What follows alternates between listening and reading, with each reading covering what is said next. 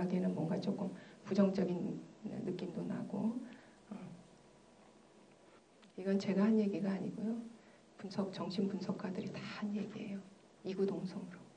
그래서 그러면 이 무례함을 어떻게 다뤄줘야 되냐. 위니코트라는 사람은 아동 정신분석가로서 1950년대, 60년대, 70년대에 굉장히 유명했던 사람이에요. 그래서 거의 오늘날 발단 이론은 거의 다 이 사람과 같다 써요. 여러분들이 알고 있는 애착, 볼비의 애착 이론, 안정애착, 불안정애착 그거 있죠? 이 사람 이론 다 갖다 쓴 거예요. 자, 부모는 유아로 하여금 보복에 대한 두려움이 없이 공격할 수 있도록 해줘야 된다. 이게 뭔 말이래요? 애가 엄마를 발로 차도 가만히 있어야 된다. 이제 이 말인 뜻인데 좀 심하게 얘기하면 공격성이라고 하는 것은 무례함이라고 하는 것은 굉장히 적극적인 감정 표현이라는 거죠.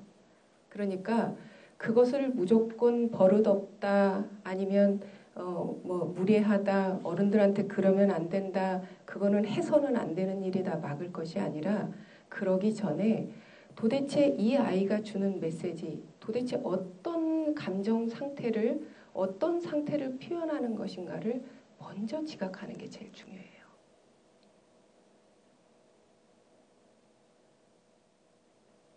어렵죠.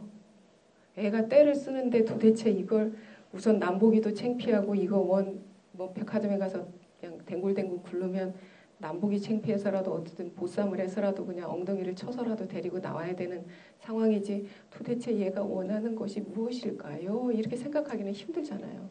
근데 어쨌든 이론적으로는 이 공격성이라고 하는 것은 굉장히 적극적인 아이의 표현이라는 거 그리고 그 안에 어떤 메시지가 담겨져 있는지를 잘 들여다봐야지 해결의 실마리가 풀려요. 아니면 무조건 막으면 착한 아이 신드롬으로 가버리거나 아니면 기질적인 강한 아이는 그거를 너무 띄워버려요.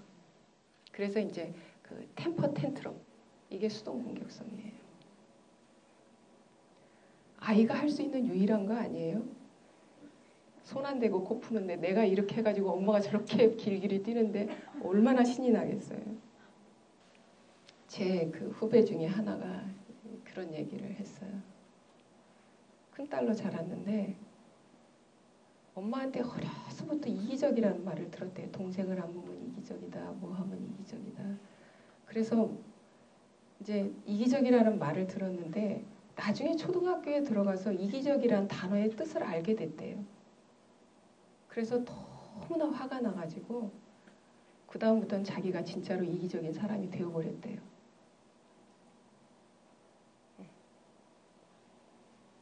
엄마의 시각에서 본 거죠. 아이는 그냥 자기가 원해서 했었을 뿐이고 그게 이제 엄마의 시각에는 이기적으로 보인 거죠. 내 말을 안 들어줘서 이기적이었든 내가 원하는 게 이거였는데 엄마 말을 안 들어서 뭐가 됐든 어쨌든 엄마의 시각에서 본 거죠. 가 되는 거예요. 그래서 이 시기가 되면 엄마들이 이 아이들의 말짓, 이 아이의 똥꼬집을 어떻게 풀어주고 어떻게 이렇게 조금 그 바운더리를 좀 넓혀주고 하는 것들이 이제 엄마들이 해야 될 고민이 되는 거예요.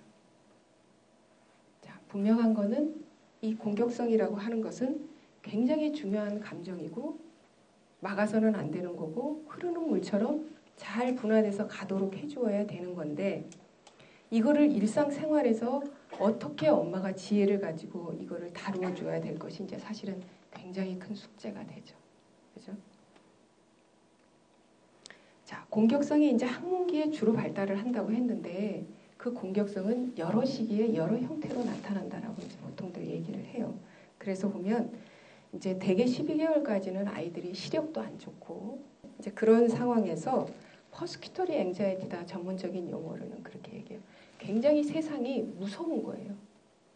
그러지 않겠어요? 아이 입장에서는 자기가 세상을 본 것도 아니고 뭔가 소리도 처음 듣는 것들이고 보는 것도 다 처음이고 그러다 보니까 세상이 케이오스, 혼돈의 상태가 돼서 그냥 걸핏하면 이제 엄마 목에 매달리게 되고 제일 안전하고 제일 익숙하고 매달리게 되고 그 바깥 세계는 굉장히 위험하다라는 느낌에서 오는 그런 불안.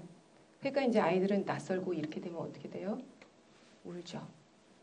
무서우니까. 그런 거. 그 다음에 이제 항문기는 자주성, 공격성이 본격적으로 발달하고 자주성이 발달하고 이때 아이들이 하는 게 뭐예요?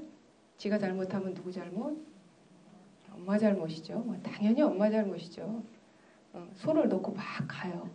그러다 넘어졌어요. 누구 잘못이에요? 엄마 잘못이죠. 어떻게 아이 잘못이겠어요? 이 시기. 뭐든 내가 다 하지만 잘못한 건 다 엄마가 되는 이런 시기가 되는 거죠. 나르시즘은 언제 발달을 하느냐? 이거 하나만 하고 끝낼게요. 아까 이제 항문기가 그 공격성이 발달하는 시기라고 얘기했죠. 그리고 이제 남근기가 2자 관계가 끝나고 3자 관계로 넘어가는 거다. 이렇게 얘기를 했죠. 그 정점이에요. 바로 직전. 그러니까 아이가 철이 들기 바로 전에 되뇌피들도 발달해서 이제 사실은 우리가 생각을 하게 되면 사실 우울한 일이 많잖아요. 생각이 없을 때가 편하지. 그 바로 전. 이걸 이제 전문 용어로는 펠릭 나르시즘이라고 얘기를 해요. 내가 잘 나가. 내가 최고야. 이거는 누구에 비해서가 아니에요. 그냥 내가 옛날에는 이걸 할 수 없었는데 이제 이걸 할 수 있게 됐어. 그래서 내가 최고야. 옛날에는 내가 이걸 한 번에 잡을 수가 없었는데 이제 한 번에 잡을 수 있게 됐어. 그러니까 내가 최고야. 이런 거예요. 내가 이전에는 할 수 없게 된 것을 할 수 있게 인지 발달상 할 수 있게 된 거. 옛날에는 이제 안 되면 해줘 뭐 어쩌고 울고 그래야 겨우 하나 이렇게 하고 하던 거를 이제 내가 할 수 있게 됐단 말이에요. 거기에서 오는 의기양양감. 이게 이제 정상 발달의 나르시즘이라고 얘기하는 거죠. 자기애가 이제 문제가 되는 게 뭐냐면 아이가 내가 잘났다라고 하는 건 절대로 문제가 되지 않아요. 뭐가 문제가 돼요? 부모가 이제 우리 아이가 최고야지가 아니면 안 된다고 생각하는 것이 문제가 되는 거예요. 그래서 이제 우리 아이가 최고여야 된다는 그런 어떤 부모의 나르시즘을 충족시키기 위해서 아이가 허덕허덕하게 되면 이제 그게 문제가 되는 거죠. 그죠? 벼는 익을수록 고개를 숙이니까 아예 고개를 들지 말라 이제 어른들이 그런 뉘앙스로 얘기를 많이 하잖아요. 그죠? 근데 고개를 숙이려면 어떻게 돼요? 중력에 의해서 숙여지려면 어떻게 돼야 돼요? 일단은 연글어야 돼요. 연글 때까지는 놔둬야죠. 연글기도 전에 자꾸 초치면 안 되는 거잖아요. 연글기도 전에 고개를 들면 어쩌고 익을수록 고개를 숙여야 되고 어쩌고 저쩌고 자꾸 얘기할 필요가 없는 거예요. 쭉 뻗으면 무거우니까 자연히 수그러져요. 그리고 그러면서 이제 익어가는 거죠. 그죠? 벼의 속성과 마찬가지예요. 자기애도.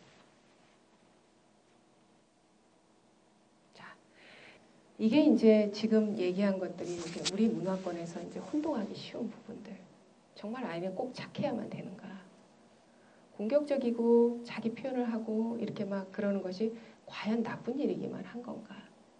그리고 애가 잘났다고 하고 내가 최고라고 하고 이렇게 하는 것이 과연 숨길 것인가? 물론 더 하는 것은 문제가 되겠죠. 그렇게 되겠지만 어쨌든 이게 과연 나쁜 일인가 하는 것들이 이제 우리 문화에 교육적인 어떤 그 육아 그를 키우는 데 있어서 이제 좀 더 생각해 봐야 될 숙제라고 생각을 해서 제가 이 세 가지를 뽑아서 저기를 좀 정리를 해봤습니다. 시간이 많이 갔네요. 오늘 여기까지 하겠습니다.